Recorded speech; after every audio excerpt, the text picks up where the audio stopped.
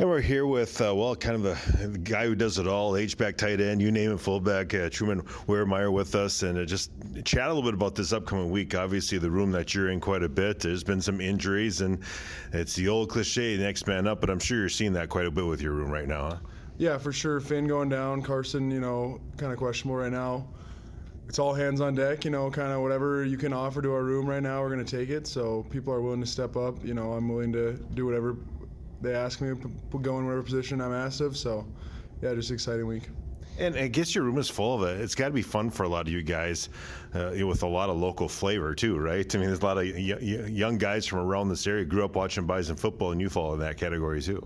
Yeah, for sure. A lot of guys who kind of know the tradition and the history of this program and are really willing to, push themselves and kind of buy into that tradition. When you look at last weekend's game, it was kind of a tough, and obviously Southern Illinois, you could tell that they really had some talent on both sides of the ball. I'm sure you're feeling that earlier, and it just shows you that four-quarter game, not only in the game against Southern Illinois, but that's really been kind of the case all season long here in 2025. And I think in the postseason run, you saw that a bit last year too. Yeah, especially the last 2 weeks, we haven't probably come out as fast as we wanted to, but you just keep leaning on the other team's defense, keep grinding, and by the third or fourth quarter, those 2-yard runs start to become 5-6 yard runs, and stuff starts to break, and it's just awesome, to showcase our pride and conditioning. Being the defending national champions, you're going to get everyone's first best punch. I'm sure you're feeling that. Certainly, as you mentioned the last 2 weeks, I'm sure you're feeling that early, right?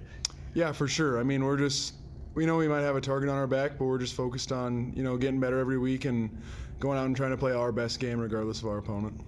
So much of what you guys do, and I'm sure you take a lot of pride with like Barika and DJ Scott and all these guys going for big runs. I mean, we think about what you guys do in the catching the ball and all that, but the really black and blue hard, along with the Rams offensive line, it's so much of what really, I think, tight end football going all the way back to all these years. I can think Wurzbacher and Ben Elfson. I mean, that's been kind of the tradition of what you do, not just with your hands, but also knocking people on their rear, I guess. Yeah, that's definitely been a tradition in the crew chief room, tight ends and fullbacks, for as long as I've been here. We're going to be, our number one goal is to be the most physical position unit in the country, and if we're getting close, then that's good.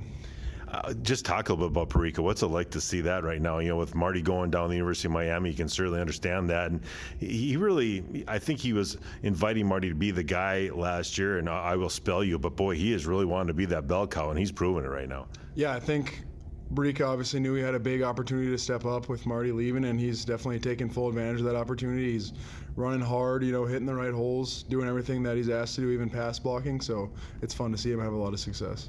How much is it fun for a lot of you guys that we're talking about, and the tight ends and we kind of mentioned local flair, but here these EDC rivals all coming together for one goal here. It's kind of cool to see for me, who's been covering high school football all these years. Yeah, for sure. I remember going up against Barika plenty of times in high school football, and I tell you, I really like being on his team more than going against him. So yeah, once you get to NDSU, we're all teammates, we're all family now, and it's really fun to see those guys have success that you've known for going back to high school.